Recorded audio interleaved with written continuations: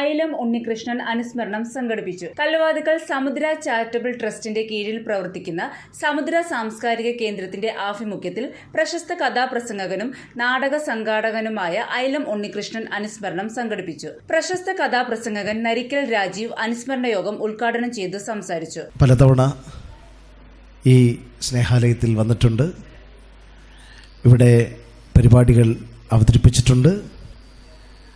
നിങ്ങളെല്ലാവരെയും വീണ്ടും ഇവിടെ കാണാൻ കഴിഞ്ഞത് ഒരുപാട് സന്തോഷമുണ്ട്. പ്രിയപ്പെട്ട റൂൽ സിംഗ് സാർ, അങ്ങേക്ക് ഒരുപാട് നന്ദി. കാരണം ഇവിടെ മഹാനായ ഒരു കഥാപ്രസംഗകനെ 50 വർഷത്തിലേറെ കഥാപ്രസംഗ രംഗത്ത് പ്രോജ്വലിച്ച ഒരു കാഥിക നക്ഷത്രം എന്ന് വേണമെങ്കിൽ നമുക്ക് നിഷ്പ്രയാസം വിശേഷിപ്പിക്കാവുന്ന ഒരു മികച്ച കലാകാരനെ നമ്മളിവിടെ അനുസ്മരിക്കുകയാണ്. അദ്ദേഹത്തിൻ്റെ വേർപാട് കഥാപ്രസംഗ രംഗത്ത്, നാടകരംഗത്ത്, കലാകേരളത്തിന് ഒരു നഷ്ടം തന്നെയാണ്.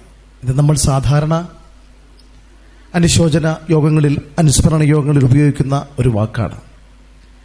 തീരാനഷ്ടമാണ്, കലാകേരളത്തിന് തീരാനഷ്ടം എന്നൊക്കെ നമ്മൾ സാധാരണ ഉപയോഗിക്കുന്ന വാക്കാണ്. ഇവിടെ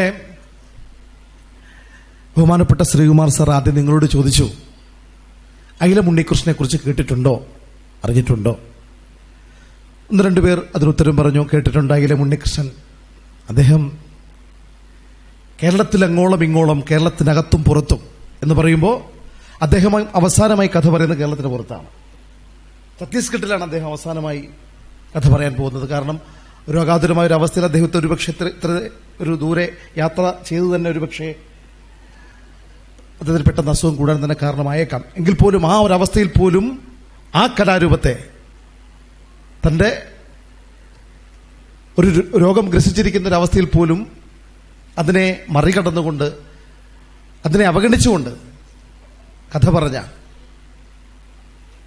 10,000-കണക്കിലേറെ വേദികളിൽ 50 വർഷത്തിലേറെ മലയാളികളെ കഥാസാഗരത്തിൽ ആറാടിച്ച ശ്രീകുമാർ സാർ പറഞ്ഞതുപോലെ ഒരുപക്ഷെ സാംബശിവന് ശേഷം ഇത്രമാത്രം ജനങ്ങളെ സ്വാധീനിച്ച, അതുപോലെ ജനങ്ങളുടെ ഇപ്പോൾ കഥ അവതരിപ്പിക്കുക മാത്രമല്ല, കഥാപ്രസംഗ ആസ്വാദകരുടെ മനസ്സിൽ ചിരപ്രതിഷ്ഠ നേടുക, അവരുടെ പ്രശംസയ്ക്ക് പാത്രമാകുക എന്നുള്ളത് ഏതൊരു കലാകാരൻ്റെയും ആഗ്രഹമാണ്, കഥാപ്രസംഗകൻ്റെയും ആഗ്രഹമാണ്. ഞാനും ആഗ്രഹിക്കുന്നത് അങ്ങനെ തന്നെയാണ്. ആ അർത്ഥത്തിൽ സമ്പൂർണമായി ഈ കഥാപ്രസംഗ കലയ്ക്ക് വേണ്ടി ജീവിതം ഒഴിഞ്ഞുവെച്ച ആ മഹാനായ കാഥികൻ തൻ്റെ കലാസപര്യ ഈ പ്രസ്ഥാനത്തിന് വേണ്ടി ഒഴിഞ്ഞുവെച്ചതായിരുന്നു. ഇത് ഞാൻ കേവലം ഭംഗിവാക്കായി പറയുന്ന ഒന്നല്ല. ഓരോ കലാകാരന്മാരും ഈ രംഗത്തേക്ക് വരുന്നതിന് നിരവധി കാരണങ്ങൾ ഉണ്ടാകാം. നേരത്തെ ശ്രീകുമാർ സാറ് സൂചിപ്പിച്ചതുപോലെ എല്ലാവരെയും അളക്കുന്നത്, കഥാപ്രസംഗരെ അളക്കുന്നത് തീർച്ചയായും സാംബശിവനിൽ നിന്നാണ്. അത് വളരെ പ്രസക്തമായ ഒരു കാര്യം തന്നെയാണ് അദ്ദേഹം പറഞ്ഞത്. കുട്ടിക്കാലത്ത് സാംബശിവന്റെ കഥാപ്രസംഗം തന്നെയാണ് അദ്ദേഹത്തെയും സ്വാധീനിച്ചതെന്ന് എന്നോട് പറഞ്ഞിട്ടുണ്ട്. സാംബശിവന്റെ കഥാപ്രസംഗങ്ങൾ എവിടെയുണ്ടെങ്കിലും കേൾക്കാൻ പോകുക എന്നുള്ളത് അദ്ദേഹത്തിൻ്റെയും വളരെ ഇഷ്ടപ്പെട്ട ഒരു കാഥികന്റെ കഥ കേൾക്കാൻ പോകുന്നുള്ളത് അദ്ദേഹത്തിന് വലിയ താല്പര്യമുള്ളൊരു കാര്യമായിരുന്നു.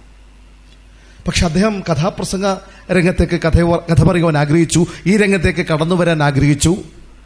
പക്ഷെ അദ്ദേഹം തന്റെ ഗുരുവായി തിരഞ്ഞെടുത്തത് അന്ന് കേരളത്തിൽ ഏറെ പ്രസിദ്ധനായ ഒരു കാഥികനെയാണ്. ഒരുപക്ഷെ നിങ്ങൾ കേട്ടിട്ടുണ്ടാകും, മണ്ണമ്പൂർ ഡി രാധാകൃഷ്ണൻ. അദ്ദേഹവും ഇന്ന് ജീവിച്ചിരിപ്പില്ല. അദ്ദേഹം കേരളത്തിൽ അങ്ങോളം ഇങ്ങോളം ആയിരക്കണക്കിന് വേദികളിൽ കഥാപ്രസംഗം അവതരിപ്പിച്ച വലിയൊരു കാഥികനാണ്. അദ്ദേഹത്തിന്റെ ശിഷ്യത്വം സ്വീകരിക്കാനാണ് ഉണ്ണിയണ്ണൻ ആഗ്രഹിച്ചത്. അങ്ങനെ അദ്ദേഹത്തിന്റെ അടുക്കൽ അദ്ദേഹം അന്ന് ഏറെ വേദികളിൽ, 100 വേദികളിൽ പറഞ്ഞുകൊണ്ടിരുന്ന പ്രേമപൂജ എന്ന കഥാപ്രസംഗം തന്റെ 19ാമത്തെ വയസ്സിൽ ആ കഥ അദ്ദേഹത്തിൽ നിന്ന് അഭ്യസിക്കുകയും അത് വേദിയിൽ പറയുകയും ചെയ്തു. ഒരുപക്ഷെ അത് കഴിഞ്ഞ വർഷം അദ്ദേഹം വേദിയിൽ അവതരിപ്പിച്ചു, നൂറുകണക്കിന് വേദിയിൽ ഉണ്ണിയണ്ണൻ അവതരിപ്പിച്ചൊരു കഥയാണ്. കുത്തപ്പിനാറിന്റെ കൽപ്പടവുകളിൽ പറ്റിപ്പിടിച്ചു കിടക്കയാണീ കഥ. എത്ര നൂറ്റാണ്ടുകൾ ഞെട്ടറ്റു വീണാലും മർത്യൻ മറക്കാത്ത സത്യമാണീ കഥ. കുത്തപ്പിനാറിന്റെ കൽപ്പടവുകളിൽ പറ്റിപ്പിടിച്ചു കിടക്കയാണീ കഥ. പ്രേമപൂജ എന്ന കഥ അദ്ദേഹം ആദ്യമായിട്ട് അവതരിപ്പിച്ച കഥാപ്രസംഗമാണ്.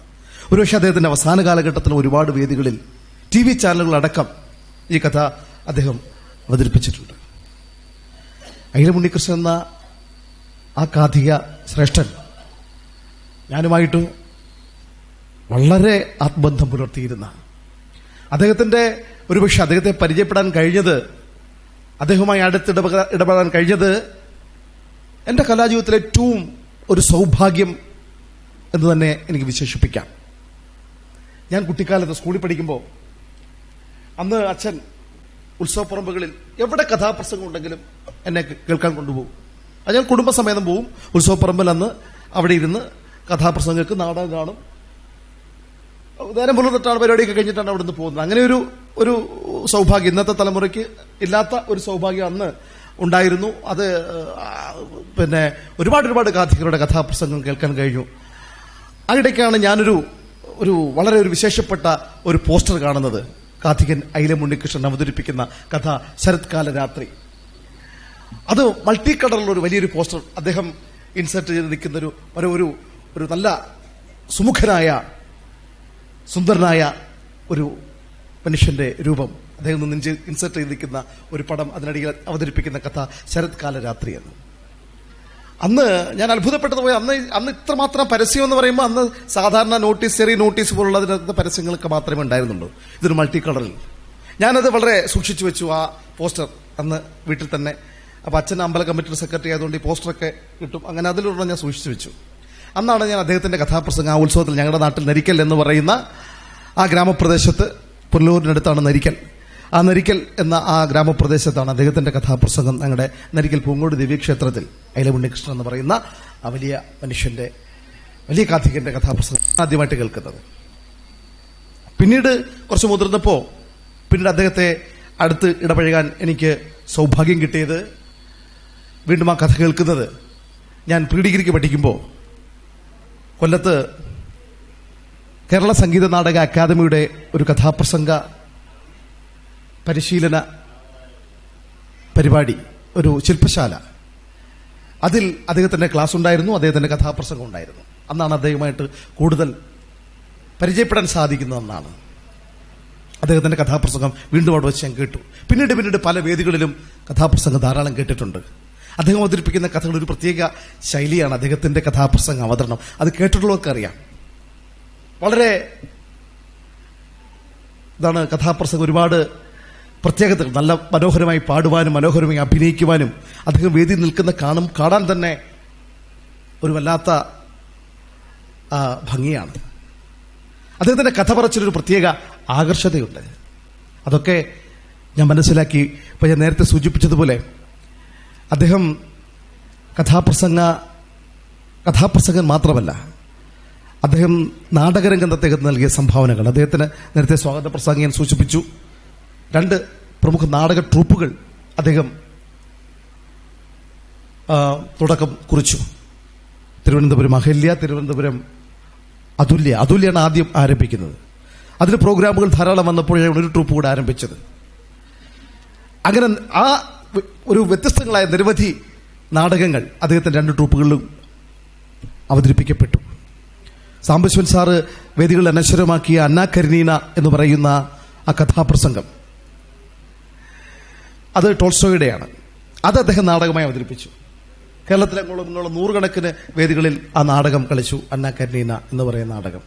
അങ്ങനെ അദ്ദേഹം അദ്ദേഹത്തിന്റെ നേതൃത്വത്തിൽ അവതരിപ്പിക്കപ്പെട്ടിട്ടുള്ള നാടകങ്ങളും ഒപ്പം തന്നെ കഥാപ്രസംഗങ്ങളും അത് കലാരംഗത്ത് നിസ്തുലമായ ഒരുപാട് സംഭാവനകൾ നൽകിയിട്ടുണ്ട് എന്നുള്ളത് നമുക്ക് നിസ്സംശയം പറയാൻ കഴിയും.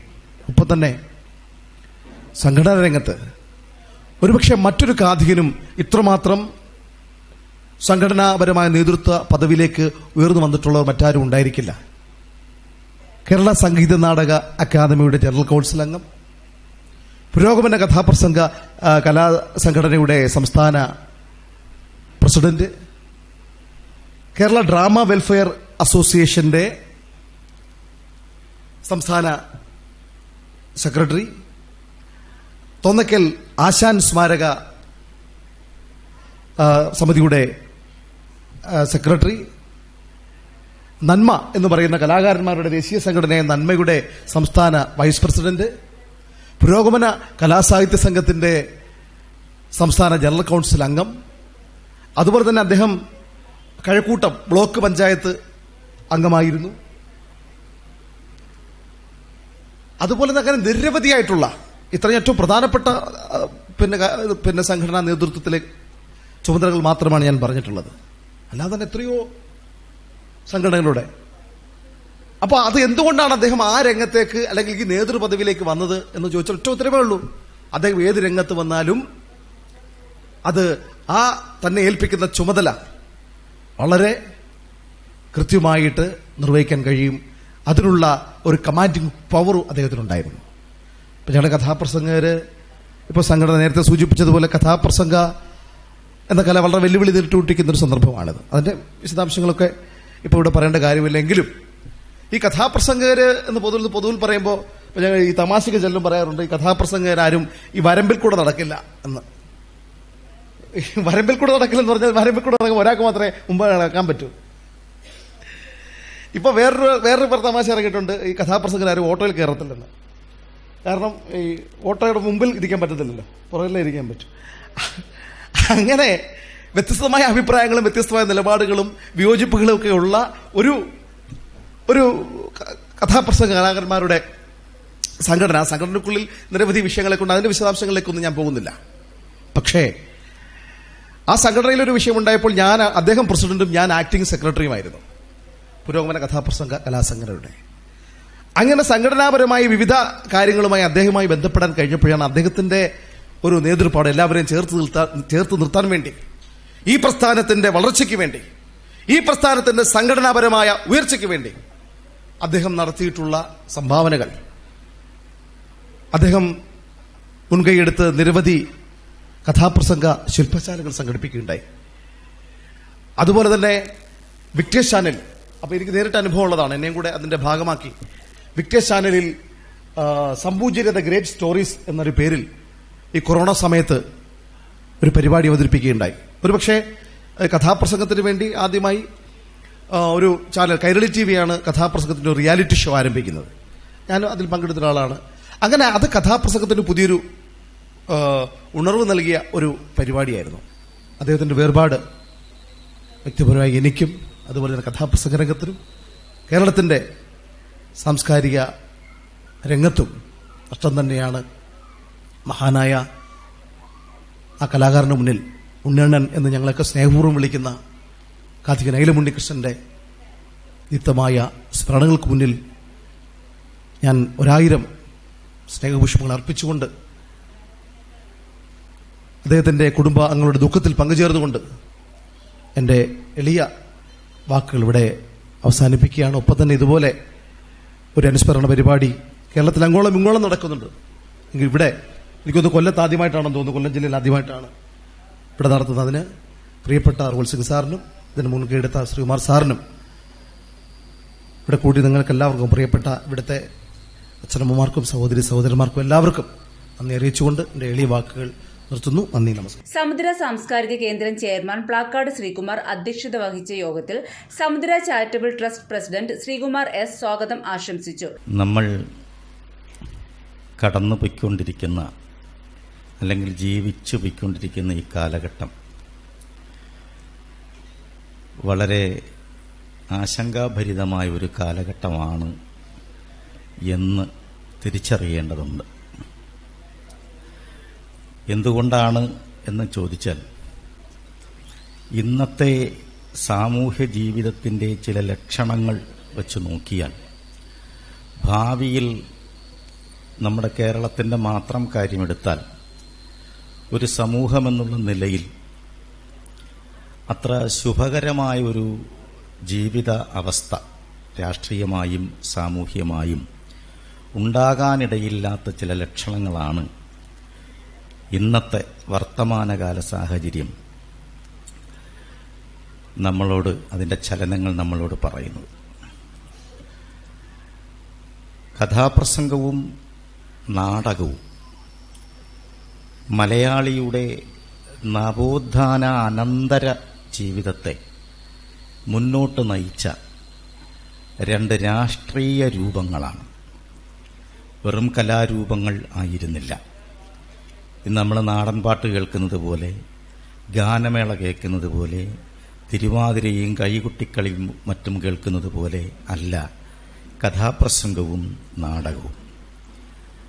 ആസ്വദിക്കാവുന്ന രണ്ട് കലകൾ എന്നതിനപ്പുറം നമ്മളിൽ ജീവിതത്തിന് ഊർജവും ഉന്മേഷവും പകരുന്ന ചിന്തകളും ആശയങ്ങളും അവശേഷിപ്പിച്ചുകൊണ്ടായിരിക്കും ഈ കലാരൂപങ്ങൾ ഓരോ വേദിയിലും അവസാനിക്കുന്നത്. കാഴ്ചാനുഭവവും കേൾവിയുടെ രസവും കാഴ്ചയുടെ രസവും മാത്രമല്ല, നമ്മളെ ചിന്തിപ്പിക്കുവാനും ആശയങ്ങൾ രൂപപ്പെടുത്തുവാനും നാളെയുടെ ജീവിതം എങ്ങനെയാണെന്ന് പറയുകയുമൊക്കെ ചെയ്യുന്ന വളരെ വലിയ ആവിഷ്കരണങ്ങളായിരുന്നു കഥാപ്രസംഗവും നാടകവും. ഇന്ന് ഇത് രണ്ടും പ്രധാനമായും നമ്മുടെ ഉത്സവ വേദികളിൽ നിന്ന് അരങ്ങൊഴിഞ്ഞ് കഴിഞ്ഞ ഒരു രീതിയിലാണ്. ഇടയ്ക്കൊക്കെ നമ്മളിപ്പോൾ ഈ അടുത്ത കാലത്ത് നമ്മുടെ ക്ഷേത്രങ്ങളിൽ നിന്നുണ്ടായിട്ടുള്ള ഉത്സവ നോട്ടീസുകൾ നമ്മളൊന്ന് ഓടിച്ചു നോക്കിയാൽ കാണാം. ഒരു നോട്ടീസിലും നാടകങ്ങളില്ല, കഥാപ്രസംഗമില്ല. ആ സ്ഥലത്ത് മറ്റു പലതും ഒക്കെ കയറിക്കൂടിയിട്ടും ഉണ്ട്. ആ കയറിക്കൂടിയതൊന്നും തന്നെ നമ്മുടെ കേരളത്തിൻ്റെ സാംസ്കാരിക ജീവിതത്തിന് ഉപയുക്തമാകുന്ന തരത്തിലുള്ളതും അല്ല എന്നാണ് എൻ്റെ വിലയിരുത്തൽ. ധാരാളം സമ്പത്ത് പണ്ട് കാലത്തതിനേക്കാൾ ഇത്തരം രംഗങ്ങളിൽ ചെലവഴിക്കുന്നുണ്ടെങ്കിലും അതുകൊണ്ട് പ്രയോജനപ്പെടാതെ പോകുന്ന ഒരു വല്ലാത്ത ദുരിതപൂർണമായ ഒരു അവസ്ഥയാണ് നമ്മുടെ കലകളും മറ്റുമൊക്കെ അവതരിപ്പിക്കുന്ന സ്ഥലങ്ങളിൽ ഇപ്പോൾ ഉണ്ടായിക്കൊണ്ടിരിക്കുന്നത്. ആ സമയത്താണ് നമ്മൾ കഥാപ്രസംഗത്തെക്കുറിച്ചും പ്രധാനപ്പെട്ട ഒരു കാഥികനെക്കുറിച്ചും നമ്മളിവിടെ സംസാരിക്കേണ്ടി വരുന്നത്. ശ്രീ അയില ഉണ്ണികൃഷ്ണൻ സാംബശിവനോളം തന്നെ കഥാപ്രസംഗ വേദിയിൽ നിറഞ്ഞു നിന്ന ഒരാളാണ്. കഥാപ്രസംഗത്തെക്കുറിച്ച് സംസാരിക്കുമ്പോൾ സാംബശിവനെ അടിസ്ഥാനപ്പെടുത്തിക്കൊണ്ട് മാത്രമേ നമുക്ക് സംസാരിക്കാൻ പറ്റൂ. മറ്റുള്ള എല്ലാ കലാകാരന്മാരും സാംബശിവനിൽ നിന്ന് എന്ത് ദൂരമുണ്ട്, എന്തകലമുണ്ട്, അല്ലെങ്കിൽ എന്താ ബന്ധമുണ്ട്, ഈ അർത്ഥത്തിലാണ് നമ്മൾ കഥാപ്രസംഗത്തെക്കുറിച്ച് വിലയിരുത്താൻ പറ്റൂ. ആ അർത്ഥത്തിലാണ് സാംബശിവൻ നിറഞ്ഞു നിന്ന വേദികളിൽ ഒപ്പം നിൽക്കുവാൻ കഴിഞ്ഞ അപൂർവം ചില കാഥികരിൽ ഒരാളായിരുന്നു അയിലം ഉണ്ണികൃഷ്ണൻ. 2 ദിവസം മുമ്പ് ദിവംഗതനായ കലാകാരൻ കാഥികൻ ശ്രീ അയിലം ഉണ്ണികൃഷ്ണന്റെ സ്മരണ പുതുക്കുന്നതിനും അനുശോചനം രേഖപ്പെടുത്തുന്നതിനും അനുസ്മരിക്കുന്നതിനും വേണ്ടിയാണ് ഇവിടെ ചേർന്നിരിക്കുന്നത്. നമുക്കറിയാം, കഥാപ്രസംഗം എന്ന കല ഇന്ന് വളരെയധികം അന്യം നിന്ന് പോയിട്ടുണ്ടെങ്കിലും കേരളത്തിൻ്റെ സാമൂഹിക രാഷ്ട്രീയ മണ്ഡലങ്ങളിൽ വളരെ വലിയ ചലനങ്ങൾ സൃഷ്ടിക്കാൻ ഒരു കാലത്ത് നിമിത്തമായിട്ടുള്ളൊരു കലയാണ്. ഒരു 10-20 വർഷം പിന്നോട്ട് പോകുമ്പോൾ നമ്മുടെ നാട്ടിൻ്റെ ആഘോഷമായിട്ടുള്ള ഉത്സവപ്പറമ്പുകളിലെ പ്രധാനപ്പെട്ട ഒരു കലാരൂപം കഥാപ്രസംഗമായിരുന്നു. നിരവധി കലാകാരന്മാർ കേരളത്തിലെ, ഞാൻ മുമ്പ് പറഞ്ഞ പോലെ കേരളത്തിൻ്റെ സാമൂഹിക രാഷ്ട്രീയ മണ്ഡലങ്ങൾക്ക് വലിയ ചലനങ്ങൾ ഉണ്ടാക്കിയിട്ടുള്ള പല കാഥികന്മാരും നമ്മുടെ കൊല്ലം ജില്ലയിലായിരുന്നു ഏറ്റവും കൂടുതൽ ആൾക്കാരുണ്ടായിരുന്നത്. ഇന്ന് നമ്മുടെ സാമൂഹിക രീതികളൊക്കെ മാറി നമ്മളെ നാടിനെ ഇത്തരത്തിലേക്ക് എത്തിച്ച പല കലാരൂപങ്ങളും ഇന്ന് നമ്മളിൽ നിന്ന് അകന്നു നിൽക്കുന്നു. പല കലാകാരന്മാരും അന്യരായിക്കൊണ്ടിരിക്കുന്നു. അത്തരം ഒരു സാഹചര്യത്തിലാണ് വളരെ കേരളത്തിലെ ഇത്തരത്തിൽ അദ്ദേഹത്തിന്റെ ഞാൻ ഈ അടുത്ത സമയത്ത് ഈ മരണസമയത്ത് വായിച്ചപ്പോൾ കണ്ടത് കേരളത്തിലെ പല സാമൂഹിക പരിഷ്കർത്താക്കളെക്കുറിച്ചും സാമൂഹ്യത്തിൽ വലിയ മാറ്റങ്ങൾ ഉണ്ടാക്കിയവരെക്കുറിച്ചുമൊക്കെയുള്ള കഥ, ശ്രീനാരായണ ഗുരുവിനെക്കുറിച്ചും ഒക്കെയുള്ള കഥകൾ അദ്ദേഹം കലാരൂപങ്ങളായിട്ട് ഇത്തരത്തിൽ അവതരിപ്പിച്ചിട്ടുണ്ട്. വലിയ രീതിയിൽ നമ്മളെല്ലാം അന്ന് അക്കാലത്ത് നാടകങ്ങളും കഥാപ്രസംഗങ്ങളുമൊക്കെ നമ്മുടെ ഈ സമൂഹത്തിൽ ഉണ്ടാക്കിയിട്ടുള്ള മാറ്റങ്ങളെക്കുറിച്ച് നമുക്കെല്ലാം അറിയാവുന്നതാണ്. അത്തരത്തിൽ സമൂഹത്തിൽ വലിയ എന്നുവെച്ചാൽ അനാചാരങ്ങൾക്കെതിരെയും അഴിമതികൾക്കെതിരെയും ഒക്കെയുള്ള വലിയ രീതിയിലുള്ള പ്രക്ഷോഭങ്ങൾ തന്നെയായിരുന്നു ഈ വേദികൾ നടന്നു വന്നിരുന്നത്. അതിൽ വളരെ പ്രധാനപ്പെട്ട ഒരാൾ തന്നെയായിരുന്നു ശ്രീ അയിലം ഉണ്ണികൃഷ്ണൻ. അദ്ദേഹം വളരെ ഈ രംഗത്ത് വളരെ സുദീർഘമായിട്ടുള്ള സംഭാവനകൾ നൽകിയ ആളാണ്. അതിനുശേഷം അദ്ദേഹം നാടകരംഗത്തേക്ക് മാറി. പ്രശസ്തമായ 2 നാടക സമിതികൾ അദ്ദേഹത്തിന്റെ നേതൃത്വത്തിൽ ഉണ്ടായിരുന്നു. അതിലൂടെയും പല നാടകങ്ങളിലും പല സാമൂഹിക വിഷയങ്ങളും സമൂഹത്തിന് വിവാദമായിട്ടുള്ള പല വിഷയങ്ങളും അദ്ദേഹം കൊണ്ടുവന്നിട്ടുണ്ടെന്ന് മനസ്സിലാക്കുന്നു. എന്തായാലും നമ്മുടെ ഇത്തരം ഒരു മുൻകാല നമ്മുടെ സാമൂഹിക ഗതി മാറ്റാൻ വേണ്ടി പരിശ്രമിച്ച പലരും ഇന്ന് നമ്മളെ വിട്ടുപിരിഞ്ഞുകൊണ്ടിരിക്കുന്ന ഒരു കാലഘട്ടമാണ്. അതിൽ ഒരാളാണ് ശ്രീ അയിലം ഉണ്ണികൃഷ്ണൻ. അദ്ദേഹത്തിൻ്റെ നിര്യാണം നമ്മുടെ ഈ കഥാപ്രസംഗ കലാരൂപ രംഗത്തായാലും നാടകരംഗത്തായാലും എല്ലാം നമുക്ക് വലിയ വിഷമവും നഷ്ടവും ഉണ്ടാക്കുന്ന ഒരു സംഭവമാണ്. ഏതായാലും അദ്ദേഹത്തിൻ്റെ ഇത്തരത്തിലൊരു അനുസ്മരണ പരിപാടി ഇവിടെ സംഘടിപ്പിക്കാൻ ഈ നാടകകലാകാരന്മാരും ഒക്കെ ശ്രമിച്ചതിൽ സന്തോഷമുണ്ട്. ഇത്തരം ആളുകളെക്കുറിച്ച് നമ്മൾ ചിലപ്പോഴെങ്കിലും അദ്ദേഹം മരിച്ചിട്ടാണെങ്കിൽ പോലും നമ്മൾ അദ്ദേഹത്തിൻ്റെ ആ മഹിമ ചർച്ച ചെയ്യപ്പെടാനും ഒക്കെ ഉള്ള ഒരു അവസരം ഇവിടെ ഉണ്ടായി. Samudratheeram chairman Ruval Singh M, advocate K P Sajinath, Viswan Kudikkode, doctor Priya Sunil, Elavoor Sasi, doctor R Jayachandran, G Raji, Vijayan Chandanamala, Usha Kalluvathukkal, Indira J I, Gayathri Devi തുടങ്ങിയവർ അനുശോചനം രേഖപ്പെടുത്തി. 1973 വർക്കല എസ് എൻ കോളേജിൽ നിന്ന് തുടങ്ങിയ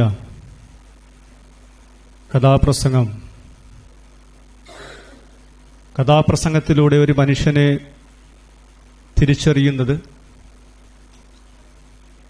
അയിലം ഉണ്ണികൃഷ്ണൻ എന്ന് പറയുന്ന വലിയൊരു കാതികന് കിട്ടിയ ഏറ്റവും വലിയൊരു അംഗീകാരമാണ്.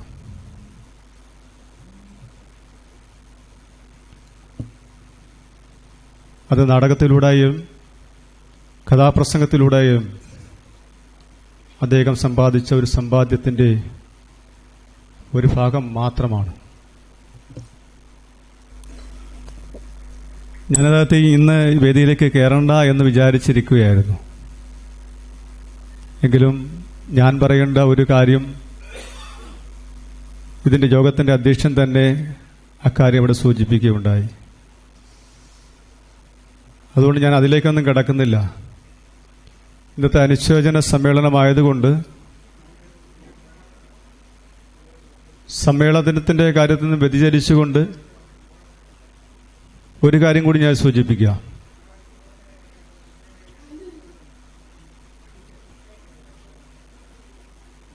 കഴിഞ്ഞ ദിവസം തന്നെ ചീഫ് സെക്രട്ടറിക്കുണ്ടായ ഒരു ദുരനുഭവം കേരളത്തിന്റെ പത്രം ദൃശ്യമാധ്യമങ്ങളിലൂടെ നമുക്ക് കേൾക്കുവാനും വായിച്ചറിയുവാനും കഴിഞ്ഞിരിക്കുകയാണ്. അതുപോലെ തന്നെ നമ്മളൊക്കെ ഇവിടെ ഇരിക്കുന്ന വേദിയിലിരിക്കുന്ന അദ്ദേഹം സൂചിപ്പിച്ചതുപോലെ ഇതൊരു കളർ കോഡായിട്ട് ഞങ്ങളതിനെ കാണുന്നില്ല. അദ്ദേഹം പറഞ്ഞു പോകുമ്പോൾ, ഈ വേദിയിൽ നിന്ന് പുറത്തേക്ക് പോകുമ്പോൾ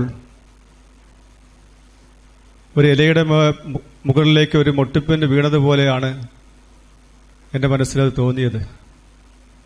അത് തിരുത്തുവാൻ ഇതിന്റെ അധ്യക്ഷന് കഴിഞ്ഞതിലും ഞാൻ സന്തോഷിക്കുന്നു.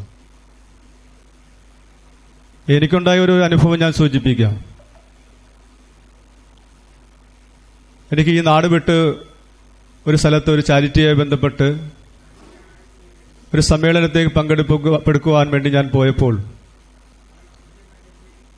പോകുന്ന സമയത്ത് അവിടെ അതിൽ പങ്കെടുക്കുന്ന മിക്ക ആളുകളും സൂചിപ്പിക്കുകയുണ്ടായി, വെള്ള വസ്ത്രം ധരിച്ചെത്തുവാൻ കഴിയുമെങ്കിൽ ആ പരിപാടിയിൽ സംബന്ധിക്കണമെന്ന് സൂചിപ്പിക്കുകയുണ്ടായി.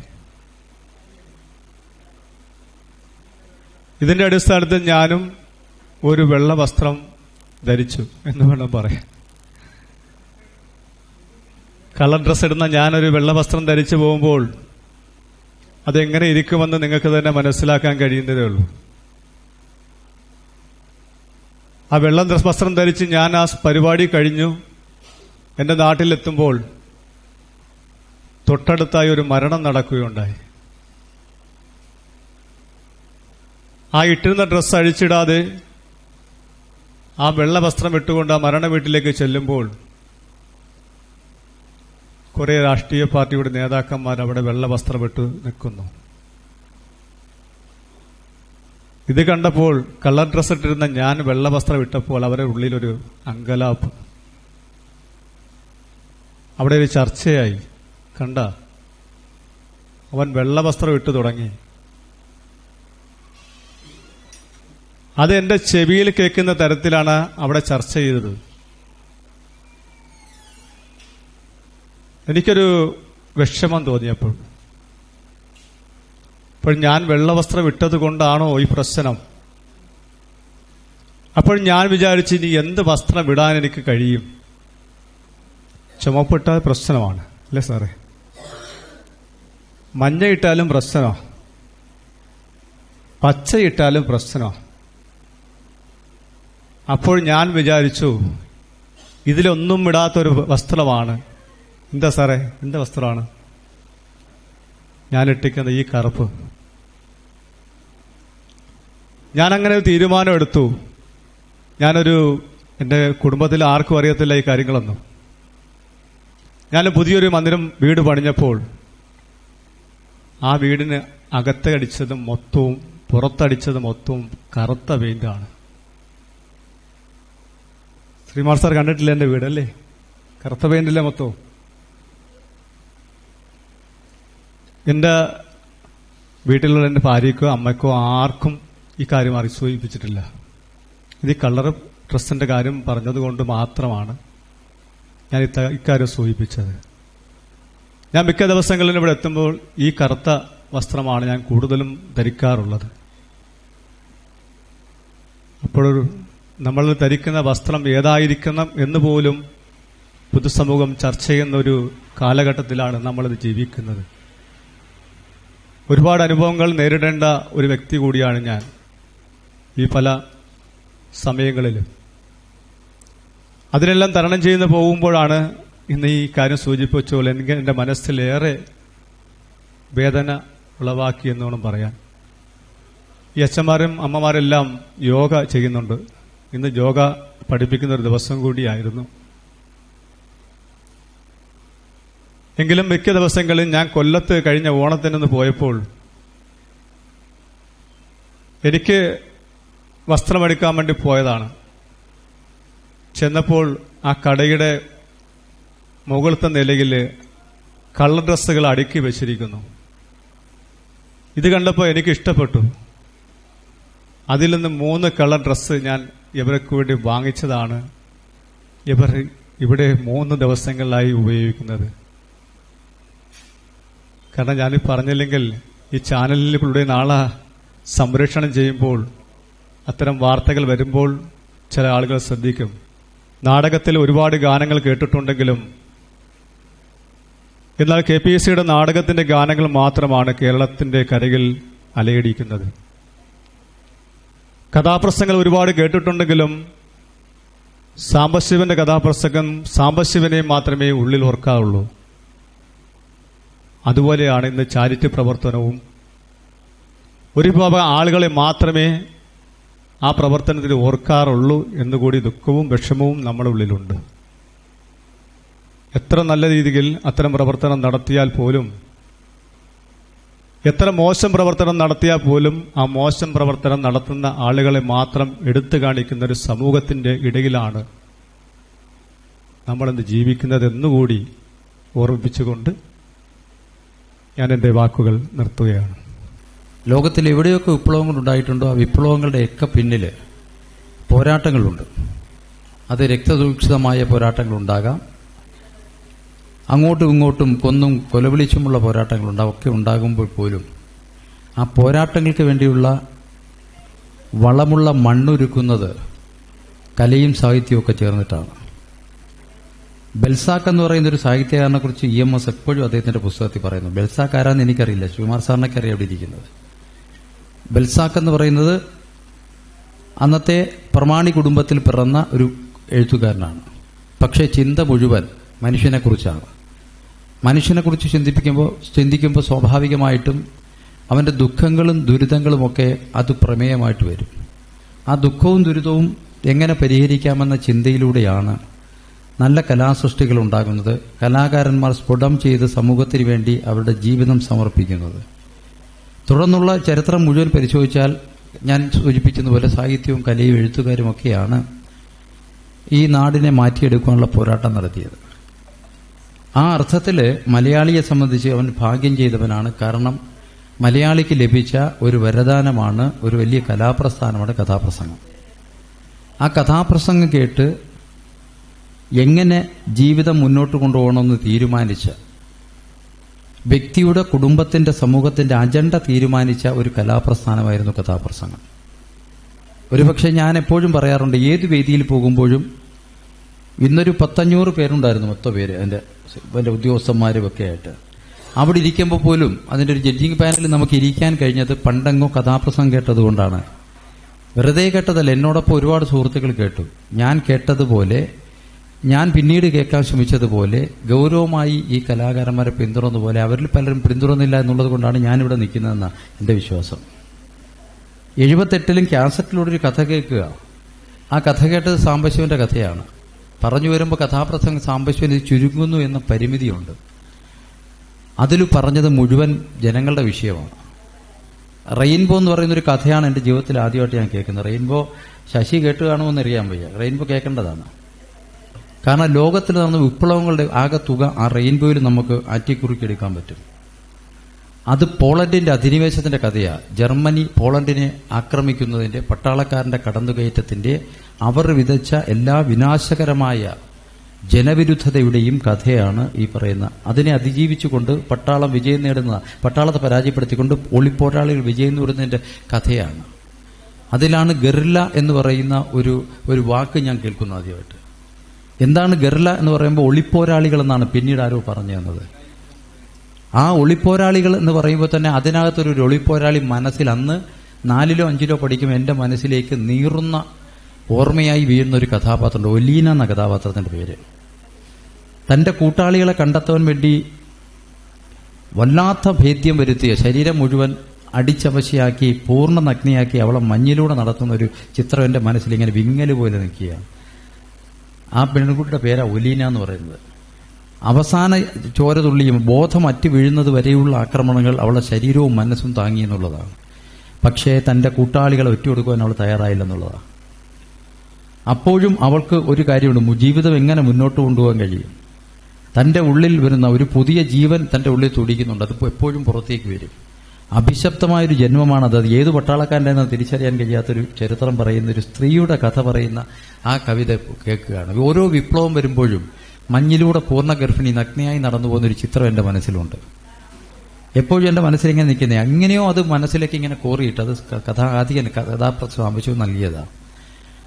അതിനുശേഷം കാസറ്റിലൂടെ ഞാൻ കേൾക്കുന്നത് പ്രേമപൂജ എന്ന് പറയുന്ന, പ്രേമപൂജ കേട്ടിട്ടുണ്ടല്ലേ? ഒരിക്കലും കേട്ടിട്ടുണ്ട് പ്രേമപൂജ.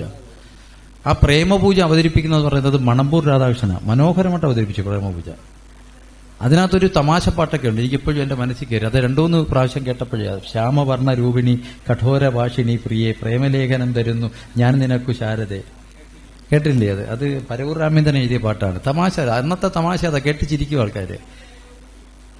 പുള്ളിയുള്ള ബ്ലൗസ് വേണമെന്ന് നീ പറഞ്ഞതും കള്ളടിച്ച പോലെ ഞാൻ കറങ്ങി സിറ്റി മൊത്തവും. എന്ന് നിന്റെ വീട് കാണുവാൻ വന്നതും നിന്റെ ഫാദർ കണ്ടതും പുളിയുടെ കമ്പൊടിച്ചതും അന്ന് ഞാൻ എടുത്തു ചാടി ഓടി രക്ഷപ്പെട്ടതും. ഇപ്പൊ ഒന്നും അടുത്ത കാലത്തൊന്നും ഓടിയില്ല. പക്ഷെ എന്റെ മനസ്സിൽ അത് കിടക്കുന്നു എന്ന് പറയുമ്പോൾ ഇതെങ്ങനെ ഒരു കുഞ്ഞു മനസ്സിലേക്ക് ഇത് കവിത പോലെ. കാരണം നമ്മൾ സ്കൂളിൽ 2ാം ക്ലാസ്സിൽ പഠിച്ച കുമാരനാശാന്റെ കവിതയാണ് പഠിച്ചത്. അത് ഉണരുവിൻ വേഗം ഉണരുവിൻ സ്വരഗുണം പോലും ചെറുകിളി കിടാങ്ങളെ ഉണർന്നു നോക്കുവിൻ ഉലകത് ഉൾക്കാൺവിൻ മണം പോലും മോബൽ മലമൊട്ടുകളെ. അത് പഠിച്ചതിന് ഒരു ചരിത്രമുണ്ട്. കാരണം നമ്മുടെ മുതു മുതൽ ചന്തി വരെ ടീച്ചർക്ക് കൊടുത്തിട്ട് അടിച്ചടിച്ച് പഠിപ്പിച്ചതാണ്. അതും മറന്നിട്ടില്ല, അടിക്കാതെ പഠിപ്പിച്ചതും മറന്നിട്ടില്ല എന്നുള്ളത് നമ്മുടെ ഭാഗ്യം എന്ന് പറയുന്നത്. അപ്പൊ ആ പ്രേമപൂജ എന്ന് പറയുന്ന കഥ പിന്നീട് ഞാൻ കേൾക്കുന്നത് അയില ഉണ്ണികൃഷ്ണൻ പറഞ്ഞിട്ടാണ്. അയില ഉണ്ണികൃഷ്ണന്റെ ഇന്നലെ ആ മൃതശരീരം കാണാൻ ഞാനും സാറും ഒക്കെ പോയി. കുടിക്കോട് രാവിലെ വീട്ടിൽ വന്നിരുന്നു. ഞാനൊക്കെ എത്തുന്നതിനും കുടിക്കോട് തിരിച്ചു പോയി. ഞാനങ്ങനെ ഇപ്പൊ ആള് കൂടുന്നിടത്തൊക്കെ ഒന്ന് നോക്കും, ദുഃഖമുണ്ടെങ്കിൽ മാറി എവിടെയെങ്കിലും മൂലയിരിക്കും, അല്ലെ അവിടെ നിന്ന് എപ്പോഴും പോവും. പക്ഷേ ഞാൻ മണിക്കൂറുള്ള അദ്ദേഹം കയ്യും കെട്ടി അദ്ദേഹത്തിന്റെ ആ മൃതശരീരത്തിന് മുന്നിൽ ഞാനിങ്ങനെ നോക്കി നിന്നു. എന്തിനാണ് ഞാൻ നോക്കി നിന്നെന്ന് ആലോചിച്ചപ്പോൾ പിന്നീട് മനസ്സിലായത്, എപ്പോഴെങ്കിലും എപ്പോൾ കണ്ടാലും അദ്ദേഹം അവതരിപ്പിച്ച് കാണും, അദ്ദേഹത്തിന്റെ ശബ്ദവും ശൈലിയൊക്കെ അവതരിപ്പിച്ച് കാണുമെന്നാണ് എനിക്ക് തോന്നുന്നത്. പാട്ട് പാടിയത് കേൾക്കാനുള്ള ഇത് ലഭിച്ചില്ല. എന്തുണ്ട് വക്കീലെ, അല്ല എന്തുണ്ട് സൈനാഥ് സാറേ എന്ന് ചോദിക്കുമെന്ന ഒരു ചോദ്യമുണ്ട്. അത് എപ്പോഴെങ്കിലും ചോദിക്കും, എന്റെ മനസ്സറിയാതെ പറയുക. ആ രീതിയിൽ ഒരു ചെറു മന്ദഹാസവുമായിട്ടൊരു മനുഷ്യൻ കിടക്കുക. ഇന്നലെ ഒരു കലാകാരന് ലഭിക്കുന്നത് വേറൊരാൾക്ക് ലഭിക്കില്ല. അതൊരു കലാകാരന് കൊടുത്ത വീരോചിതമായ യാത്രയെ കൊണ്ട് അത്ഭുതപ്പെടുകയായിരുന്നു, അല്ലേ? തിരുവനന്തപുരം, കേരളത്തിനങ്ങ് വടക്ക് കാസർഗോഡ് ജില്ലയിൽ നിന്ന് പോലും ഇന്നലെ അയില ഉണ്ണികൃഷ്ണനെ കാണാൻ ആളോടി എത്തി എന്നുള്ളത് രണ്ടു കാരണങ്ങളാണ്. ഒന്ന്, അദ്ദേഹം കാഥികനാണ്, കലാകാരനാണ്, കലയെ സ്നേഹിച്ചു, ആത്മാർത്ഥമായി സ്നേഹിച്ചു, നിസ്വാർത്ഥമായ സേവനം കലാരംഗത്ത് നടത്തിയെന്നുള്ളതാണ്. അതാണ് പ്ലസ്. ഒരുപാട് കലാകാരന്മാരൊക്കെ ഉണ്ട്. നമ്മൾ ചിലപ്പോൾ ഒരു കലാകാരൻ, ഞങ്ങളൊക്കെ ആരാധിക്കുന്ന കലാകാരന്മാരുണ്ട്, ഇങ്ങനെ വരുമ്പോൾ ഞാൻ ഇങ്ങനെ പോയിട്ടുണ്ട്, അറിയത്തില്ലേ? ഒരുപാട് പേരെ എനിക്ക് പറയാൻ പറ്റും, പ്രമുഖരാണ്. ഇങ്ങനെ വരുമ്പോൾ നമ്മൾ ഇങ്ങനെ പോകും. പക്ഷെ അവരുടെ കലാപ്രകടനം അത് ആസ്വദിക്കും നമ്മൾ. പക്ഷെ ഇതങ്ങനെയല്ല. ആസ്വാദ്യകരമായ ഒരു സാന്നിധ്യം സംഭാവന ചെയ്ത മറ്റൊരു കലാകാരനെ സംബന്ധിച്ചില്ല. ആസ്വാദ്യകരമാണ് കാണുന്നതിൽ, കാഴ്ചയിൽ, പെരുമാറ്റത്തിൽ, ഇടപെടിയിൽ, അദ്ദേഹത്തിന്റെ ഇടപെടിയിലുള്ള എന്താ പറയുന്നത്, നിസ്വാർത്ഥത, ആത്മാർത്ഥത അത്ര അടുപ്പമായിരുന്നു. പക്ഷേ പെട്ടെന്നങ്ങ് പോയതുപോലെ 73 വയസ്സുണ്ട് അദ്ദേഹത്തിന്. ഏറ്റവും അവസാനം ഞാനും രാജീവ് നെല്ലിക്കലുമൊക്കെ അദ്ദേഹത്തെ കാണുന്നു എന്ന് പറയുന്നത് നമ്മുടെ RP പുത്തൂരിന്റെ അനുസ്മരണ പരിപാടിക്ക് വരുമ്പോഴാണ്. ഈ യോഗത്തിന് നമ്മുടെ അനുസ്മരണമാണെങ്കിലും ഞാനും ഒരു സംഘാടകനാണ്. അപ്പോൾ സംഘാടകനായി ഇരുന്ന് കാഥികനായിരുന്നു, സംഘാടകനായി കലയുടെയും സാഹിത്യത്തിന്റെയും രാഷ്ട്രീയത്തിന്റെയും എല്ലാ രംഗത്തും സജീവമായിട്ടിരുന്ന ഒരാളിന്റെ അനുസ്മരണം അതേ കലയുടെ രീതിയിൽ പോകുന്ന ഇന്ന് പ്രശസ്തനായിട്ടിരുന്ന യുവ കാഥികരിലെ പ്രശസ്തനായിരിക്കുന്ന ശ്രീ രാജീവ് നരിക്കൽ ആണിത് ഉദ്ഘാടനം ചെയ്തത്. എന്തുകൊണ്ടും അത് ശ്രദ്ധേയമാണ്. കാരണം നമ്മൾ ഓരോരോ സാഹിത്യത്തിൽ ഇങ്ങനെ ഇരുന്ന് പിന്നെ കഥ, കവിത, അല്ലെങ്കിൽ കഥാപ്രസംഗം, അല്ലെങ്കിൽ ഡാൻസ്, അല്ലെങ്കിൽ പാട്ട്, ഇതെല്ലാം ഒതുങ്ങിയിരുന്നുകൊണ്ട് മൂലയിൽ പോയി ഇരുന്ന് അങ്ങനെ നിൽക്കുന്ന ഒട്ടേറെ പേരുണ്ട്. അതിൽ നിന്ന് സമ്പത്തുണ്ടാക്കുന്നവരുണ്ട്, ജീവിതം മെച്ചപ്പെടുത്തുന്നവരൊക്കെ ഉണ്ട്. പക്ഷേ രാജീവിനെ സംബന്ധിച്ച് കഥ പറയുകയും സ്വന്തം തൊഴിൽ ഇടം നേടുകയും സാഹിത്യ രംഗത്ത് സംഘടിപ്പിക്കുകയും കൂടെ ചെയ്യുന്നു. സാഹിത്യ പ്രവർത്തനം കൂടിയായ ആള് ഇതിന്റെ ഉദ്ഘാടനം നിർവഹിച്ചതിൽ വളരെ സന്തോഷമുണ്ട്. അനുസ്മരണമായതുകൊണ്ട് സന്തോഷം പറയാൻ പറ്റത്തില്ല. പിന്നെ നമ്മുടെ ശ്രീകുമാർ സാറാണ് ഈ യോഗത്തിന്റെ ജീവാത്മാവും പരമാത്മാവും, പിന്നെ അധ്യക്ഷനും മോഡറേറ്ററും. അതിലുപരി ഒരു യോഗത്തിന് സദസ്സ് എങ്ങനെ ഇരിക്കണമെന്ന് കൂടെ പറയുന്ന, അത് സംഘാടകന്റെ ബുദ്ധിമുട്ടാണ്. സദസ്സ് ഒരു പരിപാടി നടത്തി കഴിഞ്ഞാൽ സദസ്സ് അത് വീക്ഷിക്കണം എന്ന നിഷ്കർഷതയുള്ള സംഘാടകൻ. അപ്പൊ അതൊക്കെ ഒരു പ്രത്യേകതയാണ്. നമ്മൾ സംഘാടകന്റെ ബുദ്ധിമുട്ട് ഞാനറിയാം. ഞങ്ങൾ തന്നെ സംഘടിപ്പിക്കുമ്പം നമ്മളെ മാനസികമായിട്ടും എല്ലാ രീതിയിലും സാമ്പത്തികമായിട്ടും എല്ലാം ബുദ്ധിമുട്ടിക്കുന്നവരാണ് ചുറ്റാകെയുള്ളവർ. അങ്ങനെ വരുമ്പം നമുക്ക് നമ്മുടെ നാട്ടിലൊക്കെ നടത്തുന്നതിന് എല്ലാത്തിനും സംസാരിക്കാൻ പറ്റത്തില്ല. നമ്മൾ വേറുന്നവരെ കയറ്റിവിടും. എല്ലാ കാര്യവും അതുപോലെ പറയാനും പറ്റത്തില്ല. അപ്പോൾ അങ്ങനെ ഇരിക്കുന്ന ഒരു സംഘാടകന്റെ ബുദ്ധിമുട്ട് ഒക്കെ ഉള്ളതാണ്. അപ്പോൾ പിന്നെ ഇപ്പൊ ഇങ്ങനെ വന്ന് സംസാരിക്കുന്ന ഈ വിശ്വൻ കുടിക്കോട് ആയിട്ടുണ്ട് എങ്കിൽ അതിന് ഉത്സവ പറമ്പുകൾക്കും പിന്നെ വായനശാല മുറ്റങ്ങൾക്കും വായനശാലയുടെ നാടക പിന്നെ കളരികൾക്കും ഉത്സവ പറമ്പുകളിൽ നടന്ന കലാപരിപാടികൾക്കൊക്കെ ഏറെ പങ്കുണ്ട്. ഉത്സവ പറമ്പിലൂടെ അങ്ങനെ സാംസ്കാരിക പിന്നെ മുറ്റങ്ങളിലൂടെ പഴയകാല പിന്നെ സാംസ്കാരിക സന്ധ്യ നടക്കുന്ന ഇടങ്ങളിലൂടെ കൈപിടിച്ച് കയറി വന്ന ഒരാളാണ്. അപ്പം കൈപിടിച്ച് കയറി വരുന്ന ഒരാളെന്ന് പറയുമ്പോഴാണ് ഈ അയില ഉണ്ണികൃഷ്ണൻ സാറും കൈപിടിച്ച് ഉയർത്തി കൊണ്ടുവന്നവരിലെ പ്രധാനിയാണ്. അപ്പോൾ കഥാപ്രസംഗത്തെ ഒരു രണ്ട് മൂന്ന് മേഖലയായിട്ടാണ് നമ്മൾ ഉദ്ദേശിക്കുന്നത്. ആദ്യമൊക്കെ ഉത്സവപ്പറമ്പിലെ സ്റ്റേജിന്റെ മുമ്പിൽ വന്ന് ബഹളം ഉണ്ടാക്കുന്ന തരത്തിൽ കാതികരെ മനസ്സിലാക്കിയ ഒരു കാലഘട്ടം. അത് കഴിഞ്ഞിട്ട് സംഘടനാ തലത്തിലോട്ട് വന്നപ്പോൾ കാതികരുടെ പ്രോഗ്രാം സ്ഥലങ്ങളിൽ പോയി അവരെ നേരിട്ട് കണ്ട് അവരിൽ നിന്ന് സാമ്പത്തിക സഹായം സ്വീകരിക്കുന്ന സാഹിത്യവും രാഷ്ട്രീയമായിട്ട് നിൽക്കുന്ന ഒരു കാലഘട്ടം. പിന്നെ നവോത്ഥാന കാലഘട്ടം കഴിഞ്ഞു. അതായത് സാംസ്കാരിക മേഖലയ്ക്കൊക്കെ ലേശം പ്രശ്നം വന്നു. കഥാപ്രസംഗത്തെയും നാടകത്തെയും മൊത്തത്തിൽ പിന്നെ നിഷ്കാസനം ചെയ്യുന്ന ഒരവസ്ഥയിൽ നിന്ന് മാറി നിന്ന് പിന്നീട് വന്ന ഒരു കാലഘട്ടം എന്ന് പറയുന്നത് പിന്നെ കുട്ടികളുടെ കേളികൊട്ടം എന്നൊരു സാംസ്കാരിക വിദ്യാഭ്യാസ പരിപാടിയായിട്ട് വന്നപ്പോൾ കൊല്ലത്ത് കേന്ദ്രീകരിക്കുകയും അവിടെ തിരുനെല്ലൂർ കാവ്യോത്സവമായിട്ട് ബന്ധപ്പെടുകയും പരിസ്ഥിതിയായി പ്രവർത്തകരുമായിട്ടൊക്കെ ബന്ധപ്പെടുകയും വന്നപ്പോൾ നമ്മുടെ ഇരവി ഗ്രന്ഥശാലയും അതിൻ്റെ പ്രവർത്തകനായ പിന്നെ സജിനാഥുമായിട്ടൊക്കെ ബന്ധപ്പെടുകയൊക്കെ ചെയ്തു വന്നാണ് അവിടെ കാതികരുമായിട്ടുള്ള പിന്നൊരു ഇൻവോൾവായിട്ട് മൊത്തത്തിലൊരു ഐക്യത വരുന്ന സമയം. അതെന്ന് പറഞ്ഞാൽ അന്ന് പ്രഭാകരൻ പഴശ്ശി പിന്നെ സംഗീത നാടക അക്കാദമിയുടെ സെക്രട്ടറി ആയിട്ടിരിക്കുമ്പോൾ ഈ ഇരവി ഗ്രന്ഥശാലയുടെ നേതൃത്വത്തിൽ കാതികരുടെ പണിപ്പുര എന്നും പറഞ്ഞുകൊണ്ട് ഒരു വരികയും അവിടെ കാതികർ വരികയും കാതികർ മാത്രമല്ല അവിടെ കവികൾ വരും, പിന്നെ നാടകക്കാർ വരും, സംഗീതക്കാർ വരും, പിന്നെ ഇരവി ഗ്രന്ഥശാലയും കൊല്ലം ജില്ലയുമായിട്ട് ബന്ധപ്പെട്ട് ആരൊക്കെ നിൽക്കുന്നു അവരെല്ലാം വരും.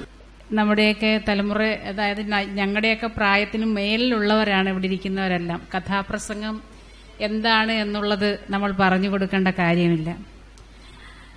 കഥാപ്രസംഗം പണ്ട് എൻ്റെ കുട്ടിക്കാലത്ത് ഞങ്ങൾക്ക് ഉത്സവ സമയത്ത് കാണാൻ അല്ലെങ്കിൽ ഉത്സവ പറമ്പിൽ പോയിരുന്ന് കേൾക്കാൻ കഴിയുന്ന ഒരു കലാരൂപമായിരുന്നു കഥാപ്രസംഗം. സാധാരണ ഉത്സവ സ്ഥലത്താണല്ലോ കഥാപ്രസംഗം ഉണ്ടാകാറുള്ളത്. വൈകിട്ട് 4 മണിക്ക് അല്ലെങ്കിൽ 5 മണിക്ക് ആരംഭിച്ച് ഒരു 8 മണിയാകുമ്പോൾ തീരും കഥാപ്രസംഗം എന്ന് പറയുന്നത്. പിന്നെ നാടകത്തിന്റെ സമയമാണ്.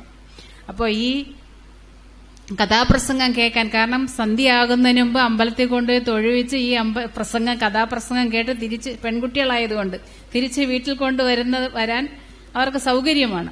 അപ്പൊ അതിന്റെ ഇടയിൽ ഏറ്റവും കൂടുതൽ ഉത്സവത്തിന് കേട്ടിട്ടുള്ള ഒരു പരിപാടിയാണ് കഥാപ്രസംഗം എന്ന് പറയുന്നത്. നേരത്തെ ഇവിടെ പറഞ്ഞതുപോലെ കഥാപ്രസംഗം എന്ന് കേൾക്കുമ്പോൾ നമുക്ക് ഏറ്റവും മുമ്പിൽ ഓടി വരുന്ന, അതിൽ മുൻ തലമുറക്കാരുണ്ട്, കെടാമംഗലം സദാനന്ദൻ സാർ, അങ്ങനെയുള്ള ആൾക്കാരുണ്ടെങ്കിൽ പോലും ഓടി വരുന്നത് സാംബശിവൻ സാറാണ്. അതുപോലെ തന്നെ സാംബശിവൻ സാറിന്റെ കഥകൾ, ഒഥല്ലോ, കരീന, അത്തരത്തിലുള്ള വിശ്വസാഹിത്യങ്ങളെ നമ്മുടെ മലയാളികൾക്ക് പരിചയപ്പെടുത്തി തന്നിട്ടുള്ള ഒരു കലാരൂപം. പക്ഷെ എന്തുകൊണ്ടോ ഇന്ന് ഈ കലാരൂപം നമുക്ക് അന്യമായി പൊയ്ക്കൊണ്ടിരിക്കുന്നു എന്ന് പറയേണ്ടി വരുന്ന ഒരു ഘട്ടത്തിലാണ്. ഇതിനെ വീണ്ടും പുനരുജ്ജീവിപ്പിക്കാൻ വേണ്ട പ്രയത്നങ്ങൾ നമ്മുടെ കലാകാരന്മാരും ഈ കലാസ്നേഹികളും ഒക്കെ നടത്തി വരുന്നുണ്ട്. അപ്പൊ അത്തരത്തിൽ ഒരു കലയെ ഉപാസിച്ചിരുന്ന അദ്ദേഹം, അയിലം ഉണ്ണികൃഷ്ണൻ എന്ന അദ്ദേഹത്തിന്റെ വിയോഗമെന്ന് പറയുന്നത് തീർച്ചയായിട്ടും നമുക്ക് ഭൗതികമായ ഒരു നഷ്ടമായിട്ടാണ് കാണുന്നത്. അദ്ദേഹത്തിന്റെ അടയാളപ്പെടുത്തലുകൾ, അദ്ദേഹത്തിന്റെ പ്രയത്നങ്ങൾ, അത് ഏതു മേഖലയിലാണ് ഇവിടെ സൂചിപ്പിച്ചു, സാംസ്കാരിക മേഖലയിലായാലും കലാപരമായിട്ടായാലും രാഷ്ട്രീയപരമായിട്ടായാലും ഒക്കെ അദ്ദേഹത്തിന്റെ അടയാളപ്പെടുത്തലുകൾ നമുക്കെന്നും ഓർക്കാൻ കഴിയുന്ന തരത്തിലാണ് അദ്ദേഹം നമുക്ക് ബാക്കി വെച്ചിട്ട് പോയിട്ടുള്ളത് എന്നുള്ളത് നമുക്ക് മനസ്സിലാക്കാൻ കഴിയും. അയിലം ഉണ്ണികൃഷ്ണൻ സാറിനെ എനിക്ക് നേരിട്ട് അറിയാം. ഞാൻ കുട്ടിയാണ്. കാരണം അദ്ദേഹം ഈ കഥാപ്രസംഗം ഒക്കെ കഴിഞ്ഞ ശേഷം അദ്ദേഹം നാടകത്തിലേക്ക് വന്നു എന്ന് സൂചിപ്പിച്ചല്ലോ ഇവിടെ. ആ നാടകത്തിലേക്ക് വരുന്ന സമയത്ത് ഇദ്ദേഹം, അതായത് ഞാൻ താമസിക്കുന്ന കിഴക്കനേലയാണ്. രാജൻ കിഴക്കനേല എന്ന് പറഞ്ഞ നാടക കൃത്തുണ്ട്, എല്ലാവർക്കും അറിയാമായിരിക്കും. നാടക രചയിതാവാണ് അദ്ദേഹം. അപ്പം അദ്ദേഹത്തിന്റെ നാടകം ഞങ്ങളുടെ തൊട്ടടുത്ത്, ഞാൻ താമസിക്കുന്ന തൊട്ടടുത്തൊരു ക്ഷേത്രമുണ്ട്, കുറ്റിക്കാട്ട് ക്ഷേത്രം എന്ന് പറയും, അറിയുന്ന ചിലരൊക്കെ ഇവിടെ ഉണ്ട്. അപ്പൊ ആ ക്ഷേത്രത്തിൽ അദ്ദേഹത്തിന്റെ നാടകം ഉണ്ടാവും. ആ സമയത്ത് അതിന്റെ റിഹേഴ്സലൊക്കെ നടക്കുന്നത് ഈ പറഞ്ഞ അതുല്യ തിയേറ്ററൊക്കെ അവിടെ സ്ഥിരം വരുന്നൊരു നാടക ട്രൂപ്പുകളാണ്. അപ്പം ആ നാടക റിഹേഴ്സൽ നടക്കുന്ന സമയത്ത് അതിന്റെ നാടകത്തിന്റെ റിഹേഴ്സൽ കൂടുതൽ നടക്കുന്നത് അവിടെ ഒരു ക്ഷേത്രത്തിനോട് ചേർന്ന് ഒരു സദ്യാലയമുണ്ട്. ആ സദ്യാലയത്തിലാണ് നാടകങ്ങളൊക്കെ നടക്കുന്നത്, റിഹേഴ്സൽ നടക്കുന്നത്. അപ്പോൾ അവിടെ ഇദ്ദേഹം പല പ്രാവശ്യം വന്ന് നമ്മൾ കണ്ടിട്ടുണ്ട്. പക്ഷെ ആ കാലഘട്ടത്തിലൊന്നും അദ്ദേഹത്തിന്റെ കഥാപ്രസംഗം കേൾക്കാനുള്ള അവസരം ഉണ്ടായിട്ടില്ല. നമുക്കിവിടെ സാധാരണ കിട്ടുന്നത് സാംബശിവൻ, ഏറ്റവും ഡേറ്റ് കൂടുതലുള്ള കലാകാരനാണ് സാംബശിവൻ സാർ. സാംബശിവൻ സാറിന് കിട്ടിയില്ലെങ്കിൽ പിന്നെ ഹർഷകുമാർ സാറാണ്, ഹർഷകുമാർ അല്ലെങ്കിൽ ചിറക്കര സലീംകുമാർ സാറാണ്. അപ്പൊ അങ്ങനെ പോവും. എങ്കിലും ചില സ്ഥലത്തൊക്കെ അദ്ദേഹത്തിന്റെ കഥാപ്രസംഗം കേൾക്കാൻ കുട്ടിക്കാലത്ത് ഇട വന്നിട്ടുണ്ട്. കാരണം കഥാപ്രസംഗം നേരത്തെ ഇവിടെ പ്ലാക്കാർഡ് സാറ് പറഞ്ഞതുപോലെ ഒറ്റയാൾ അതായത് ഒരാൾ തന്നെ പാടുകയും കഥ പറയുകയും ഒക്കെ ചെയ്യുന്ന ഒരു കലാരൂപമാണ്. പണ്ട് അതിന്റെ ഒരു പ്രാരംഭ രൂപം ഉണ്ടായിരുന്നു, വില്ലടിച്ചാൻ പാട്ട് അല്ലേ സാറേ? വില്ലടിച്ചാൻ പാട്ട്, അരികഥ എന്ന് പറയാം. അതിന്റെ ഒരു കുറച്ചുകൂടെ സംസ്കരിച്ച രൂപമാണ്, കുറച്ചുകൂടെ ജനങ്ങൾക്ക് മനസ്സിലാകുന്ന രീതിയിലേക്ക് കൊണ്ടുവന്ന ഒരു കലാരൂപമാണ് കഥാപ്രസംഗം എന്ന് പറയുന്നത്. ആ കഥാപ്രസംഗത്തിലൂടെ ഒരു സാംസ്കാരിക സാമൂഹിക മാറ്റം പോലും ഇവിടെ കൊണ്ടുവരാൻ കഴിഞ്ഞിട്ടുണ്ട്. നമ്മൾ മനസ്സിലാക്കണം, കഥാപ്രസംഗം 20-ാം നൂറ്റാണ്ടൊക്കെ പറഞ്ഞ് ജയിലിൽ പോയ ആളാണ് നമ്മുടെ സാംബശിവൻ സാറൊക്കെ ജയിലിൽ. അപ്പൊ ആ കാലഘട്ടത്തിലൊക്കെ ഈ കലാരൂപത്തിന്, കഥാപ്രസംഗം പോലുള്ളൊരു കലാരൂപത്തിന് എത്രമാത്രം നമ്മുടെ സമൂഹത്തെ മാറ്റിയെടുക്കാൻ കഴിയും. നമുക്കറിയാലോ, കലയെന്ന് പറയുന്ന ഒരു ഒരു സമൂഹത്തെ സംസ്കരിക്കാൻ കഴിയുന്ന ഒരു വസ്തുതയാണ് കലയെന്ന് പറയുന്നത്. അത് ഏത് കലയായാലും അങ്ങനെയാണ്. അതുകൊണ്ട് തന്നെ കലാകാരൻ എന്ന് പറയുന്ന അദ്ദേഹത്തിന്റെ ഭൗതിക ശരീരം ഇവിടുന്ന് പോയാലും ഇവിടെ അടയാളപ്പെടുത്തലുകൾ അവശേഷിപ്പിച്ചിട്ടാണ് അദ്ദേഹം പോകുന്നതെന്നുള്ള. അതുകൊണ്ടാണല്ലോ നമ്മൾ ഇപ്പൊ അനുസ്മരിക്കുന്നത്.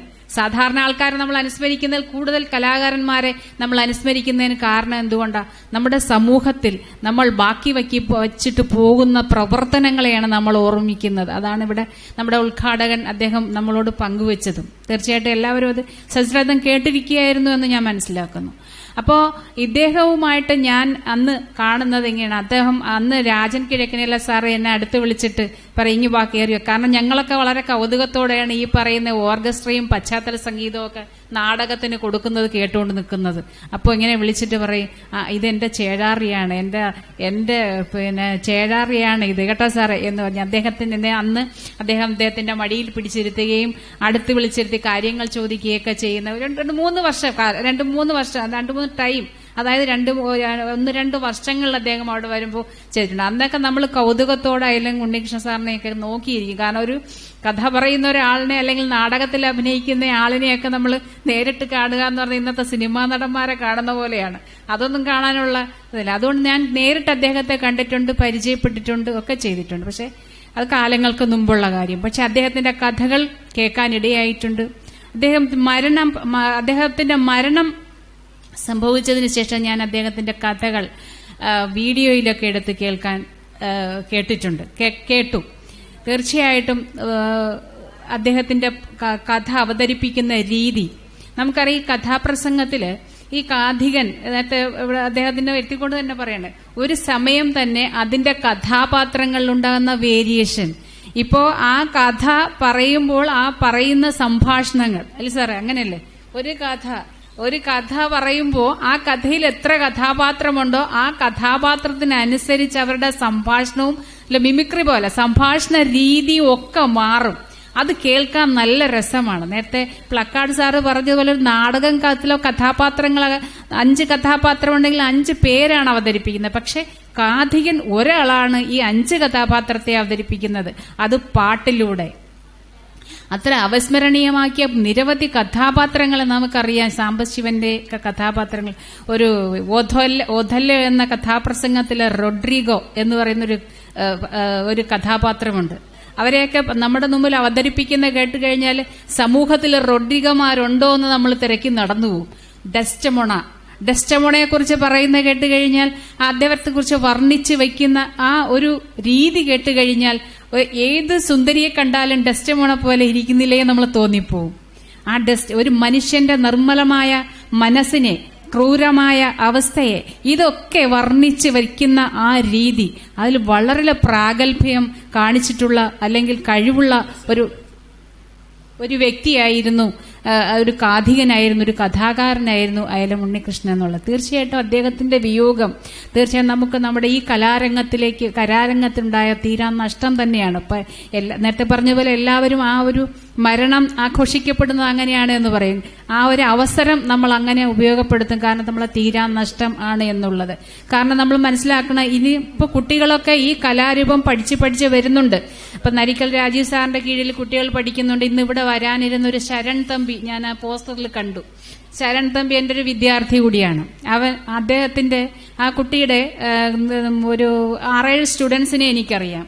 നമ്മളെ സാംസ്കാരിക ഇവിടെ ലൈബ്രറി കൗൺസിലിന്റെ പുസ്തകമേള നടക്കുന്ന സമയത്ത് അവിടെ ഈ കഥാപ്രസംഗ മത്സരം ഉണ്ടായിരുന്നു കുട്ടികളുടെ. അപ്പൊ ഈ കുട്ടിയുടെ ഈ പറഞ്ഞ ഇന്ന് ഇവിടെ വരാനിരുന്ന ശരൺ തമ്പിയുടെ കുട്ടികളാണ് അവിടെ കഥാപ്രസംഗ മത്സരം നടത്തിയത്.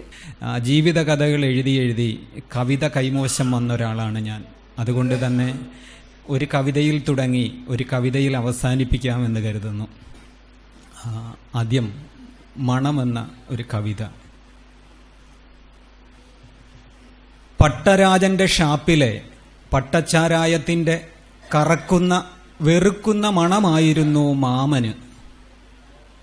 മാമിയുടെ മാറിലും മടിപ്പാടിലും മാമന്റെ കാൽപ്പാടിലെ മണ്ണിന്റെ മണമായിരുന്നു. രാത്രി ഏറെ വൈകിയെത്തുന്ന മാമന്റെ പുളിക്കുന്ന തെറിമണം കേട്ടുണരാത്ത ഒരു രാത്രി പോലും ഉണ്ടായിരുന്നില്ല മാമന്റെ മണമുള്ള 3 പെൺകുഞ്ഞുങ്ങൾക്കും. എങ്കിലും മാമൻ എപ്പോഴും അവരിലെ ആ മണം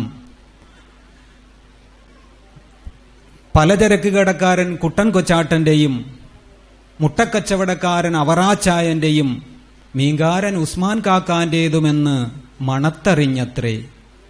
കണ്ണുനീരിൻ മണം കുതിർന്ന 4 വരി പച്ചമൺകട്ടയും മുകളിലൊരോലമറയും തീർത്തൊരൊറ്റ മുറിപ്പുരയുടെ മൂലയ്ക്കലെന്നും 3 പെൺകുഞ്ഞുങ്ങൾ മണമില്ലാതെ മറയില്ലാതെ പരസ്പരം പുതപ്പായി വിശപ്പു മണത്തുറങ്ങിപ്പോയി.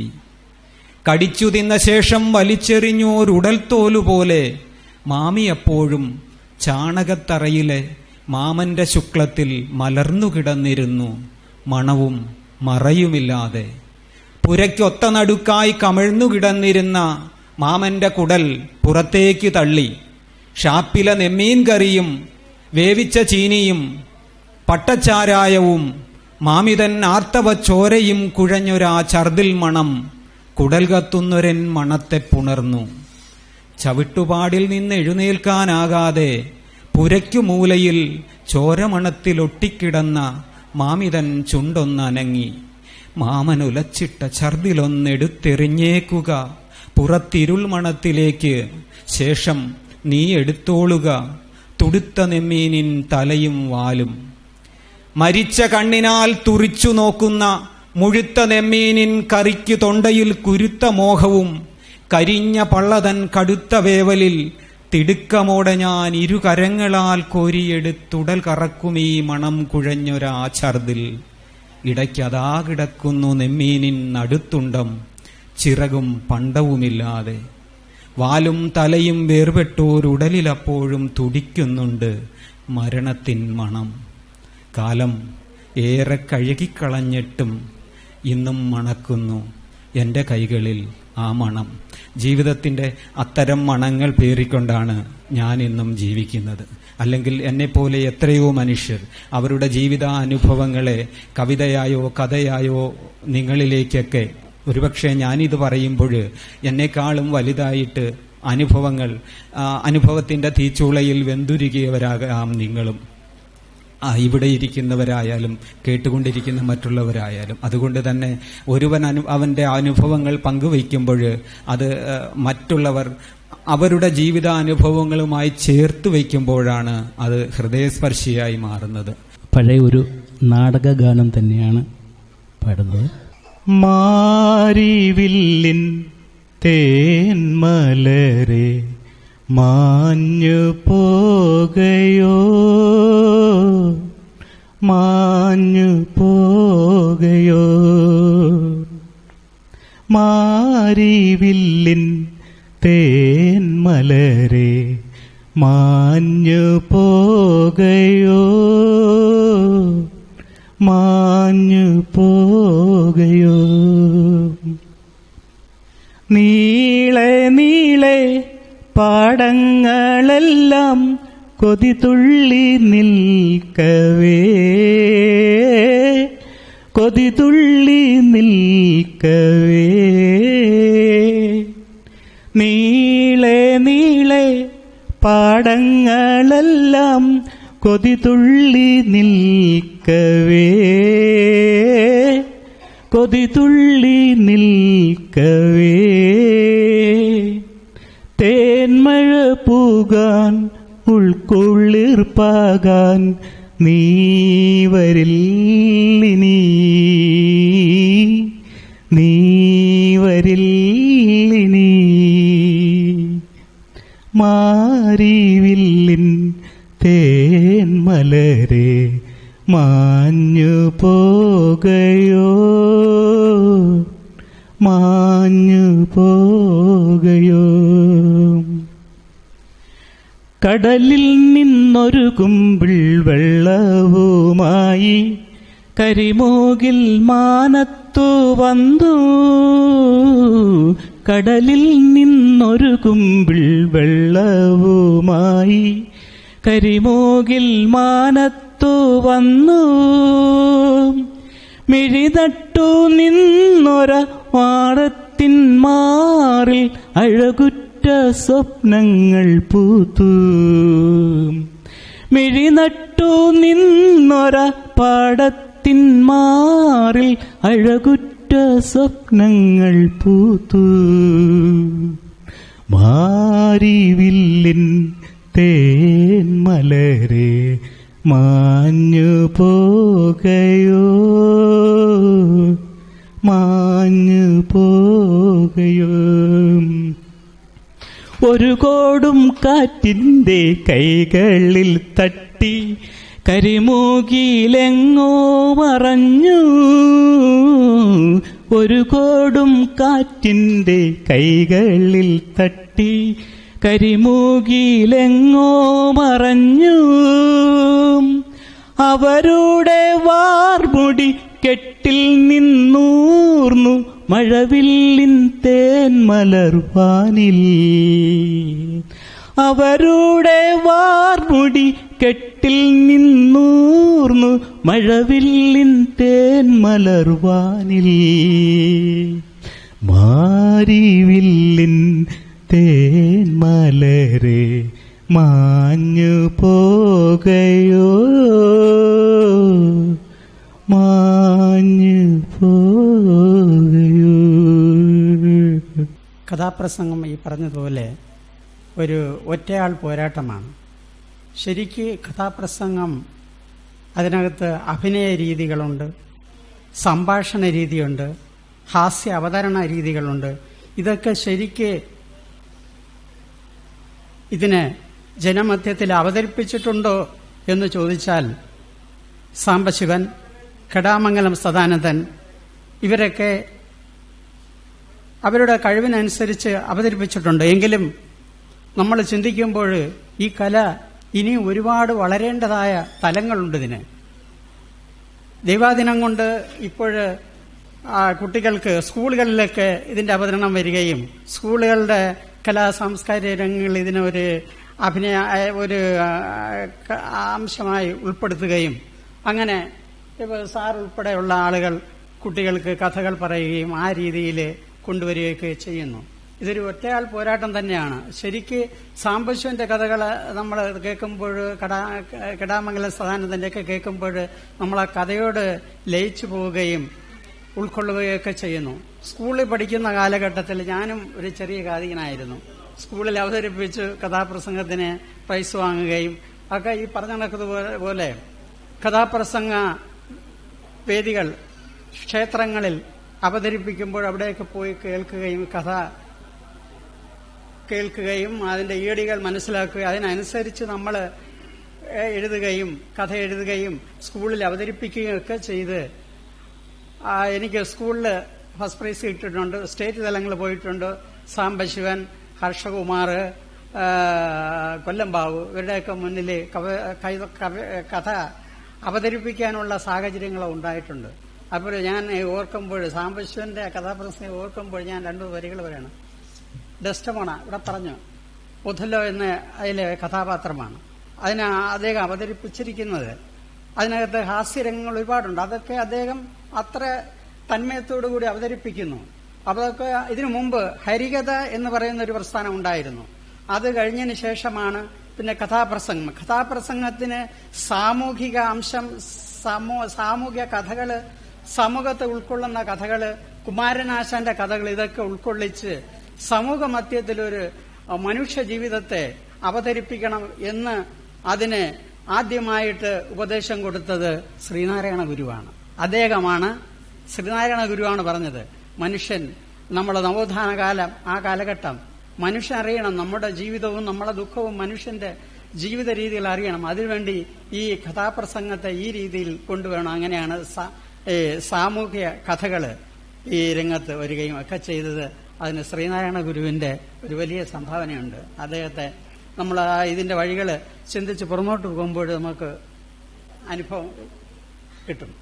അപ്പോൾ ഇതിനകത്ത് സാംബശിവന്റെ ഈ കഥ, ഈ പാട്ടൊക്കെ കേട്ട്, അപ്സരസാണന്റെ ദശമൻ ഹൃദ്യമായി പാടുമാടും സുഹൃത് സമ്മേളനങ്ങളിൽ സൽസ്വഭാവത്തിന്റെ ദേവതയാണവൾ, സംശയിക്കില്ലൊരു കാലവും നിന്നെ ഞാൻ, അപ്സരസാണന്റെ ഡസ്റ്റമൻ ഹൃദ്യമായി. നാടക രംഗത്തെ ഒരു പ്രഗത്ഭനായ വ്യക്തി, ഒരു നാടക സംഘങ്ങളുടെ ഉടമസ്ഥൻ എന്ന നിലയിൽ തന്നെയുമല്ല, ഞങ്ങളുടെ ഡ്രാമ വെൽഫെയർ അസോസിയേഷന്റെ പ്രസിഡന്റാണ് അദ്ദേഹം. അദ്ദേഹത്തിന്റെ തിരുവനന്തപുരത്ത് വെച്ചുണ്ടായ അനുസ്മരണ യോഗത്തിൽ പങ്കെടുക്കാൻ എനിക്ക് പറ്റിയില്ല, പോകാനും പറ്റിയില്ല. അപ്പോൾ ഇവിടെ ഇങ്ങനെ നമ്മുടെ അടുത്ത് തന്നെ ഇങ്ങനെ ഒരു യോഗം സംഘടിപ്പിക്കുന്നുവെന്ന് അറിഞ്ഞപ്പോൾ എനിക്ക് പിന്നെ നമ്മുടെ സാറിന്, ഗുരുതുല്യനായ സാറിന് ഒരു അനുസ്മരണ യോഗത്തിൽ പങ്കെടുക്കാൻ കഴിയുമല്ലോ എന്നുള്ള ഒരു ഇതിലാണ് ഞാനിവിടെ വന്നത്. എന്നെ ആരും ക്ഷണിച്ചതല്ല, ഞാനിവിടെ അറിഞ്ഞു വന്നതാണ്. എനിക്കിവിടെ വന്നപ്പോൾ ഭയങ്കര സന്തോഷമായി. കാരണം ഇവിടെ ഉള്ളവരെല്ലാം നല്ല കലാകാരാണ്, എല്ലാവരും പാട്ട് പാടുന്നു, എല്ലാവരും. എനിക്ക് ഭയങ്കര സന്തോഷമായി ഇവരെയൊക്കെ കണ്ടപ്പോൾ. ഇപ്പൊ ഈ അനുസ്മരണ യോഗത്തിൽ പങ്കെടുക്കാൻ കഴിഞ്ഞതിൽ എനിക്ക് സന്തോഷമുണ്ട്. എനിക്ക് അതിലും ഉണ്ണികൃഷ്ണൻ സാറുമായിട്ട് വലിയ അടുത്ത ബന്ധമൊന്നുമില്ല. സാറിന്റെ നാടകങ്ങൾ കണ്ടിട്ടുണ്ട്. സാറിന്റെ നാടകങ്ങളിൽ ട്രൂപ്പിൽ അഭിനയിക്കാനും എനിക്ക് കഴിഞ്ഞിട്ടില്ല. പിന്നെ മറ്റുള്ള ട്രൂപ്പുകളിൽ അഭിനയിച്ച് സാറ് ഞങ്ങളുടെ സംഘാടകൻ, ഞങ്ങളുടെ പ്രസിഡന്റ്, ഡ്രാമ വെൽഫെയർ അസോസിയേഷന്റെ പ്രസിഡന്റാണ്. അങ്ങനെ സമ്മേളനങ്ങളിൽ പങ്കെടുക്കാൻ വരുമ്പോൾ അദ്ദേഹത്തിന്റെ പ്രസംഗങ്ങൾ കേട്ടിട്ടുണ്ട്. കുട്ടിക്കാലത്ത് അദ്ദേഹം ഉത്സവപ്പറമ്പുകളിൽ കഥാപ്രസംഗത്തിന് വരുമ്പോൾ അദ്ദേഹത്തിന്റെ കഥാപ്രസംഗങ്ങൾ ആസ്വദിച്ചിട്ടുണ്ട്. അങ്ങനെയൊക്കെയുള്ള ഒരു വ്യക്തിയാണ്. എനിക്ക് കൂടുതൽ പ്രസംഗിക്കാനൊന്നും അറിഞ്ഞൂടാ. ഞാനൊരു കലാകാരിയാണ്. 40 വർഷമായി നാടക രംഗത്ത് പ്രവർത്തിക്കുന്ന ഒരു എളിയ കലാകാരിയാണ്. അപ്പോൾ എൻ്റെ കുട്ടിക്കാലം മുതൽ കഥാപ്രസംഗവും നാടകവും എന്ന് പറഞ്ഞാൽ ജീവന്റെ ജീവനാണ്. ഒരു പായും തലകണയും കൊണ്ട് പോകുന്നത് പോലെ കൊച്ചുങ്ങളെയും പറക്കി അവിടെ കൊണ്ടിട്ട് നമ്മുടെ സ്റ്റേജിന്റെ മുന്നിൽ നമ്മൾ കിടന്ന് കഥാപ്രസംഗം കേൾക്കുകയും പിന്നെ നാടകം കാണുകയും പിന്നെ ബാല കാണുകയും, 3 തീർന്ന് വെളുക്കുമ്പോഴാണ് ഞങ്ങൾ വീട്ടിൽ എത്തുന്നത്. അത്രത്തോളം ജീവനാണ് എൻ്റെ കഥയെന്ന് പറയുന്നത്.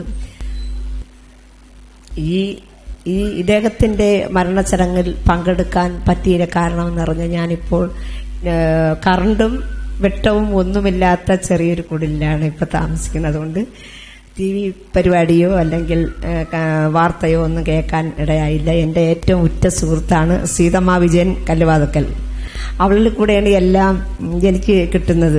അവളാണ് എന്നെ ഇവിടെ വിളിച്ചിരിക്കുന്നത് നമ്മുടെ ഈ കുടുംബത്തിലേക്ക്. ഒരു കുടുംബം എന്ന് തന്നെ എനിക്ക് എൻ്റെ ഹൃദയത്തിലേക്ക് പതിച്ചിരിക്കുന്ന കാര്യം. മാതാപിതാക്കളെ നോക്കാത്ത മക്കളാണ് ഇപ്പോൾ ദൈവം സൃഷ്ടിച്ചിരിക്കുന്നത്. നേരെ മറിച്ച് നേരത്തെ മക്കൾക്കൊരു വേദന വരുമ്പോൾ അമ്മയും അച്ഛനും ഉറങ്ങാറില്ല.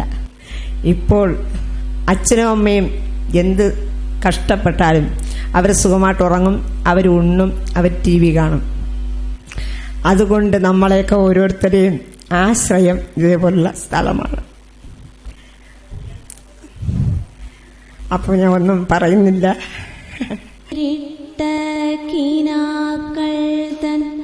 താമരമാല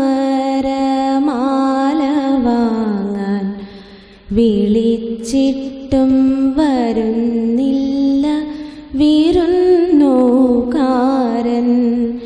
നിന്റെ വിരുന്നുകാരൻ. തളിരിട്ട കിനാക്കൾ തൻ താമരമാല വാങ്ങാൻ വിളിച്ചിട്ടും വരുന്നില്ല വിരുന്നുകാരൻ, നിന്റെ വിരുന്നുകാരൻ.